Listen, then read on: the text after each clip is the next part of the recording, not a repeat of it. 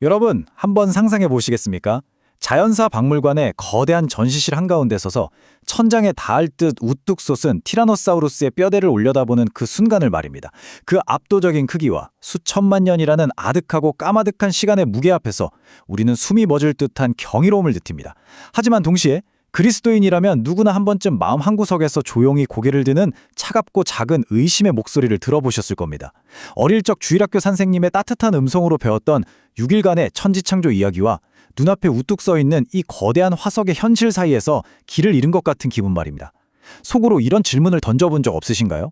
공룡 때문에 내가 그토록 의지하는 성경의 진리가 무너지는 것은 아닐까? 혹은 과학이 발달할수록 내 신앙은 뒤떨어지는 걸까? 자, 안심하십시오.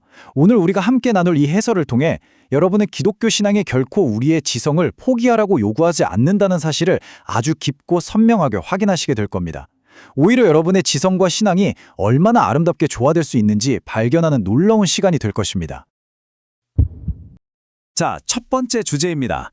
가장 핵심적이고도 흔한 질문이죠. 바로 공룡과 성경의 침묵에 대한 이야기입니다. 성경은 왜 이 거대한 존재들에 대해 아무 말이 없을까요? 우리는 흔히 성경이 세상 모든 지식을 완벽하게 담고 있는 백과사전이기를 은연중에 기대하곤 합니다.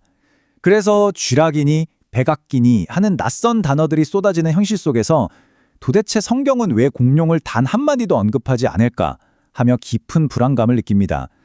혹시 성경이 공룡의 존재를 몰랐던 건 아닐까요? 아니면 일부러 숨긴 것일까요? 과학의 파도가 밀려올수록 우리의 신앙은 모래성처럼 흔들려야만 하는 걸까요?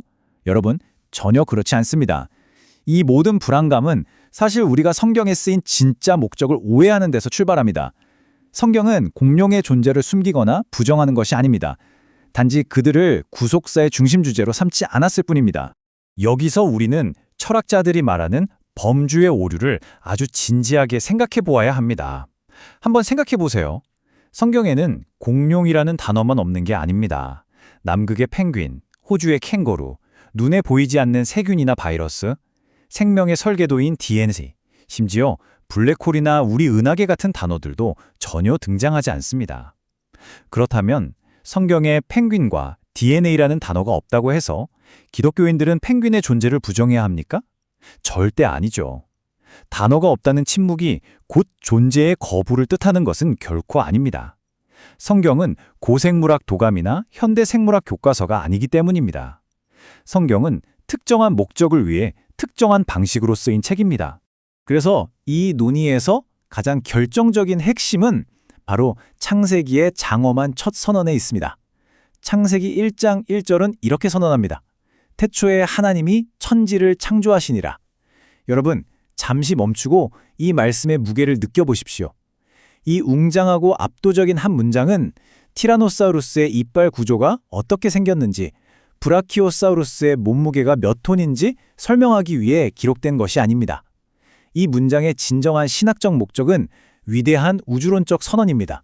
즉, 우리가 발을 딛고 있는 이 우주가 우연히 생겨나 맹목적으로 떠도는 차가운 물질의 덩어리가 아니라는 뜻입니다.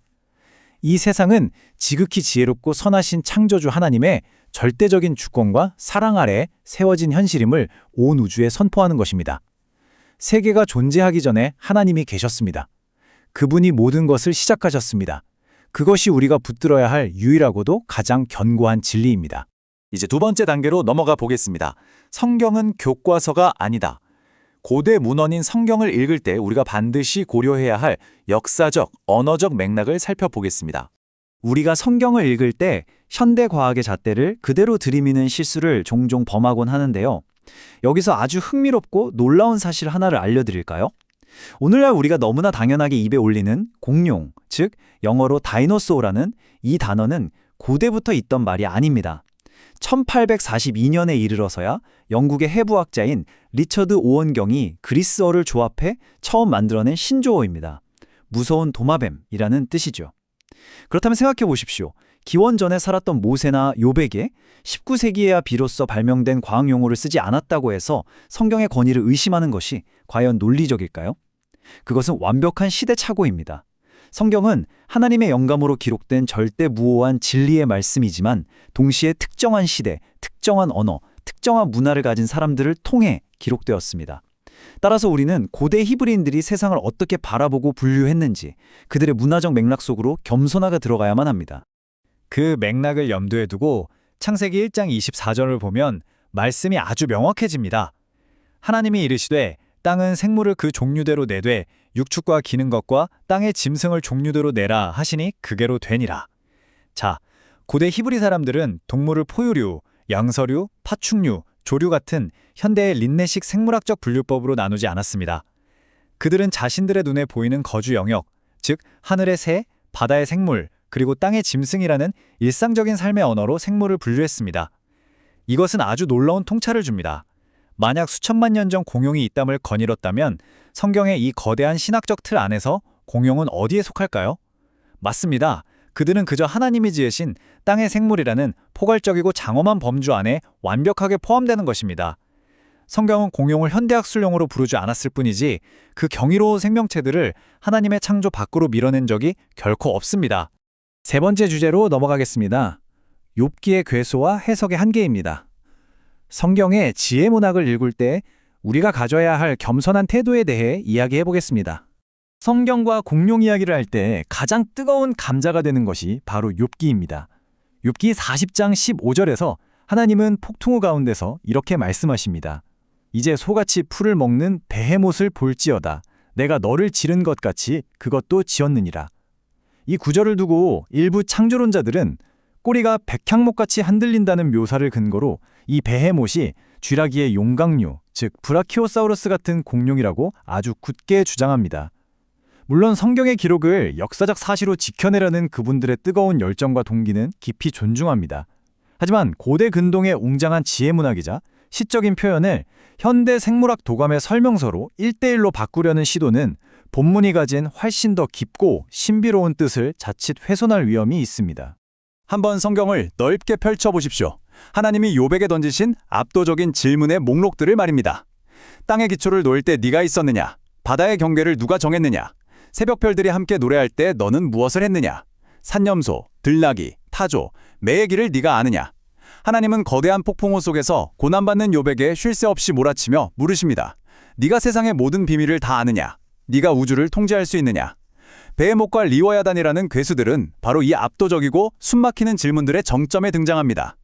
이 장엄한 시적 열거의 진짜 문학적 목적은 그 동물들을 분류업적으로 해부하려는 것이 아닙니다. 창조 세계의 광대함 앞에서 인간 지식의 초라한 한계를 처절하게 깨닫게 하는 것입니다. 베헤못이 정확히 공룡인지 코끼리인지 하마인지는 사실 핵심이 아닙니다. 진짜 중요한 것은 네가 감히 통제할 수도 다가갈 수도 없는 그 거대하고 두려운 짐승조차 결국엔 하나님의 완벽한 통치 아래에 있다는 그 떨리는 사실입니다. 그래서 우리는 여기서 한 걸음 더 나아가 아주 명확하고 건강한 해석의 기준을 세워야 합니다. 특정 단체들은 노아의 방주에 50종류의 새끼 공룡들이 탔을 것이라고 박물관까지 지어 아주 구체적으로 가르칩니다. 하지만 여기서 철저하게 구분해야 할 세 가지 단계가 있습니다. 첫째, 성경 본문이 직접적으로 말하는 것은 무엇인가? 둘째, 우리가 채워넣은 인간의 추론은 무엇인가? 그리고 셋째, 이 둘을 철저하게 분리하는 것입니다. 성경은 분명 노아 시대의 동물들이 방주에 탔다고 기록하지만 공룡 50종류가 탔다고 명시하지는 않습니다. 그것은 성경 자체의 권위가 아니라 특정한 세계관이 만들어낸 인간의 과학적 추론일 뿐입니다. 이런 불확실한 인간의 추론을 마치 하나님의 절대적인 말씀 자체인 것처럼 격상시켜 가르치게 되면 어떻게 될까요? 훗날 우리 자녀들이 과학적 사실과 마주했을 때 오히려 복음 자체의 신뢰성마저 심각하게 무너뜨리는 가슴 아픈 결과를 낳을 수 있습니다. 현재 제시된 자료에 따르면 브리테니커 백과사전을 비롯한 주류 과학계는 공룡이 대략 2억 4,500만 년 전부터 중생대를 지배하다가 약 6,600만 년 전 백악기 말에 멸종했다고 설명합니다. 물론 과학은 완전하지 않습니다. 새로운 화석이 발견될 때마다 이론은 끊임없이 수정되고 보완되죠. 하지만 그렇다고 해서 주류 고생물학과 지질학의 방대한 연구 결과 전체를 성경을 무너뜨리려는 악의적인 거짓말로 치부해버리는 것은 매우 위험하고 어리석은 태도입니다. 신학자들은 자연을 가리켜 하나님이 쓰신 또 다른 책, 즉 일반계시라고 부릅니다. 하나님이 지으신 자연의 명백한 증거들을 억지로 눈 감고 무시하는 것은 성경을 훌륭하게 변호하는 길이 아닙니다.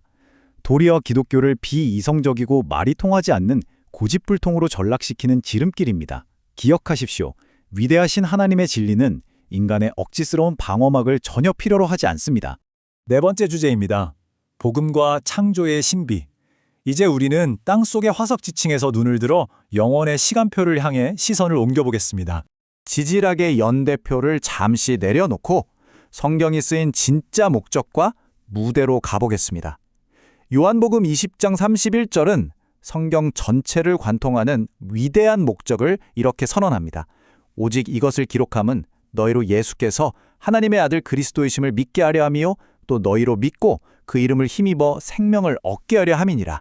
여러분, 성경은 지적 호기심을 채워주는 백과사전이 아닙니다. 성경은 죄로 인해 깊이 가라앉고 있는 세상 속에서 죽어가는 영혼들을 건져내기 위해 하나님이 던지신 거룩한 구명줄입니다. 성경의 진짜 목적은 흩어진 공룡의 뼈를 맞추는 데 있는 것이 아니라 산산이 부서진 우리의 영혼을 예수 그리스도의 십자가에 맞추어 온전하게 회복시키는 데 있습니다. 사도 바울 역시 디모데후서 3장 15절에서 이 진리를 아주 강력하게 뒷받침합니다.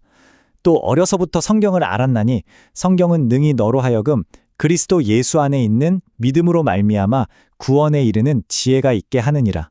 한번 깊이 생각해 보십시오. 훗날 우리가 인생의 마지막 순간에 이르러 차가운 병상에 누워 있을 때 우리의 두려운 영혼에 절실히 필요한 위로가 무엇이겠습니까? 지층이 수백만 년에 걸쳐 형성되었는지 아니면 대홍수로 한 번에 형성되었는지에 대한 지질학적 해답일까요? 아닙니다. 인간의 이 깊은 죄를 어떻게 씻을 것인가? 다가오는 죽음의 공포를 어떻게 이길 것인가? 끊어져 버린 창조주 하나님과의 관계를 어떻게 회복할 것인가? 오직 이것뿐입니다. 성경은 이 가장 깊고 본질적인 인간의 파멸적 상태에 대해 예수 그리스도라는 유일하고 완벽한 해결책에 레이저처럼 집중하고 있는 책입니다. 그렇다고 해서 우리가 발딛고 사는 이 물리적인 창조 세계를 무시하거나 외면하라는 것은 절대 아닙니다. 시편 19편 1절의 아름다운 고백을 보십시오. 하늘이 하나님의 영광을 선포하고 궁창이 그의 손으로 하신 일을 나타내는도다. 하늘은 강대상에서 설교하지 않고 화석은 입술을 열어 찬송가를 부르지 않습니다. 하지만 이 장엄한 피조세계 전체가 말없이 하나님의 크심을 외치고 있습니다.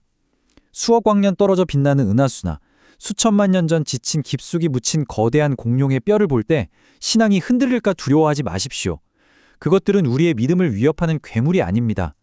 오히려 우리의 작고 유한한 두뇌로는 감히 다 헤아릴 수조차 없이 무한하고 신비로운 창조주의 솜씨를 웅변적으로 증명하는 숨막히도록 찬란한 증거들입니다. 신명기 29장 29절은 지적인 혼란 속에서 방황하는 우리에게 너무나 깊은 목회적 위로를 줍니다. 감추어진 일은 우리 하나님 여호와께 속하였거니와 나타난 일은 영원히 우리와 우리 자손에게 속하였나니. 이 말씀이 우리에게 얼마나 큰 영적 자유를 줍니까? 세상에는 그리고 역사에는 우리의 지식으로 도저히 풀 수 없는 감추어진 일들이 분명히 존재합니다. 공룡 멸종의 정확한 인과관계나 창세기 1장의 완벽한 시간적 구조가 바로 그런 것들일 수 있습니다. 하지만 여러분, 하나님이 숨기신 그 거룩한 미스테리 앞에 억지 해답을 내놓지 않고 겸손히 안식하는 법을 배울 때 우리는 비로소 자유로워집니다. 그리고 그때 하나님이 우리에게 명백하게 드러내신 단 하나의 계시, 즉 예수 그리스도의 십자가와 부활이라는 영광스러운 복음을 향해 우리의 두 팔을 뻗어 결사적으로 붙잡을 수 있습니다. 모든 과학적 미스테리를 다 푼다고 해서 구원받는 것이 아니며 과학적 사실을 모른다고 해서 우리의 구원이 무너지는 것도 아닙니다. 5번째 주제입니다. 과학과 신앙의 올바른 관계를 정립해보겠습니다. 수많은 청년들을 고뇌하게 만드는 잘못된 이분법의 고리를 이제 끊어내야 합니다. 오늘날 수많은 지성인들과 청년들이 과학과 신앙 사이에서 숨막히는 양자태기를 강요받습니다. 여기서 우리는 두 가지 치명적인 극단을 모두 피해야 합니다. 첫째는 모든 현대 과학의 발견을 마귀의 속임수라고 우기며 스스로를 고립시키는 반과학적 극단주의입니다. 둘째는 과학으로 증명되지 않는 것은 존재하지 않는다고 단정지으며 스스로 신의 자리에 앉는 교만한 과학주의입니다. 과학은 이 거대한 우주가 어떻게 작동하는지 눈부시게 설명해주는 훌륭한 도구입니다. 하지만 우주가 왜 존재하는지, 우리는 왜 사랑을 갈망하는지에 대해서는 철저히 침묵합니다. 참된 신앙은 바로 과학이 멈춰선 그곳, 삶의 궁극적인 의미를 묻는 그 지점에서 비로소 찬란하게 시작됩니다. 이 모든 지적 논쟁을 단번에 압도하는 절대적인 신학적 무게가 골로새서 1장 16절에 담겨 있습니다. 만물이 그에게서 창조되되 하늘과 땅에서 보이는 것들과 보이지 않는 것들과 혹은 왕권들이나 주권들이나 통치자들이나 권세들이나 만물이 다 그로 말미암고 그를 위하여 창조되었고 성경은 창조의 중심, 역사의 중심이 바로 예수 그리스도라고 선언합니다. 만약 공룡이 수천만 년 전 이 땅을 지배하고 호령했다 할지라도 걱정하지 마십시오. 그 오랜 생명의 역사와 헤아릴 수 없는 억겁의 시간들조차 결국은 예수 그리스도의 주권적인 통치와 섭리 안에 머물러 있습니다.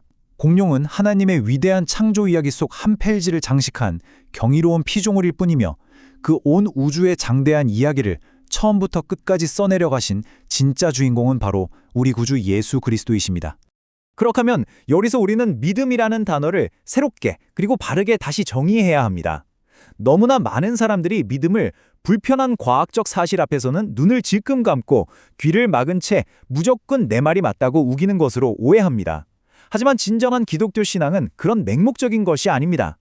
진정한 믿음이란 과학이 발견한 경이로운 사실들 앞에 눈을 감는 것이 아니라 오히려 위대하신 하나님 앞에서 겸손하게 영혼의 눈을 크게 뜨는 것입니다. 하나님은 욥이나 하박국처럼 정직하고 고통스러운 의심을 안고 질문을 던지는 자들을 결코 내치지 않으십니다. 오히려 그 치열한 지적, 영적 몸부림을 통해서 인간 지성의 한계를 처절히 인정하고 창조주의 무한하심 앞에 무릎 꿇는 깊은 영적 겸손으로 우리를 초대하고 계십니다. 이제 오늘의 해설의 마지막 6번째 주제로 나아갑니다. 화석을 넘어 십자가로, 지적인 탐구를 넘어 생명의 구주이신 그리스도께로 여러분을 초대합니다. 창세기 2장 7절은 인간의 본질에 대해 이렇게 말씀합니다. 여호와 하나님이 땅의 흙으로 사람을 지으시고 생기를 그 코에 불어넣으시니 사람이 생명이 되니라. 여러분 생각해 보십시오. 공룡은 그프로 거대하고 막강했지만 결국 땅속에 묻힌 차가운 뼈로 남았습니다. 반면 우리 인간은 어떻습니까? 우리는 비록 한 줌 먼지와 흙에 불과한 연약한 존재지만 창조주 하나님의 뜨거운 숨결을 직접 부여받은 하나님의 형상을 닮은 영원한 존재입니다. 땅속 깊은 곳에서 파낸 거대한 공룡의 뼈들은 이 땅에 존재했던 피조물들의 죽음을 생생하게 증명합니다. 하지만 예수 그리스도의 복음이 파낸 저 예루살렘의 빈 무덤은 우리를 향한 영원한 생명을 확고하게 약속합니다. 그러니 여러분, 공룡뼈 앞에서 혹은 과학의 거대한 발전 앞에서 더 이상 두려워하거나 신앙이 흔들리지 마십시오. 오히려 그 신비롭고 광활한 창조 세계보다 훨씬 더 깊고 뜨거운 사랑으로 지금 이 순간 여러분을 부르시는 주님을 바라보십시오. 당신의 그 뾰족하고 정직한 의심마저도 넓은 가슴으로 다 품어 안으시는 십자가의 주님께로 당신은 오늘 온전히 돌아갈 준비가 되셨습니까? 이 질문을 여러분의 마음에 깊이 남기며 오늘의 해설을 마칩니다.